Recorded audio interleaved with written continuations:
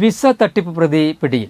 ഇരിഞ്ഞാലക്കുടയിൽ പ്രവർത്തിച്ചു വരുന്ന blue misty consultancy വഴി വിദേശ രാജ്യങ്ങളായ അയർലൻഡ്, പോർച്ചുഗൽ എന്നിവിടങ്ങളിലേക്കുള്ള തൊഴിൽ വിസ വാഗ്ദാനം നൽകി പണം തട്ടിയ പ്രതി ഇരിഞ്ഞാലക്കുട പോലീസിന്റെ പിടിയിലായി.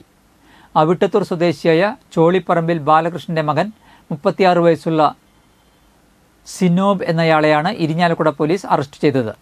തട്ടിപ്പിന് ശേഷം പല സ്ഥലങ്ങളിലായി ഒളിവിൽ കഴിഞ്ഞിരുന്ന പ്രതിയെ തൃശൂർ റൂറൽ ജില്ലാ പോലീസ് മേധാവി നവനീത് ശർമ്മ IPSന്റെ നിർദ്ദേശാനുസരണം ഇരിഞ്ഞാലക്കുട ഡിവൈഎസ്പി KG സുരേഷിന്റെ നേതൃത്വത്തിൽ രൂപീകരിച്ച പ്രത്യേക അന്വേഷണ സംഘമാണ് പിടികൂടിയത്.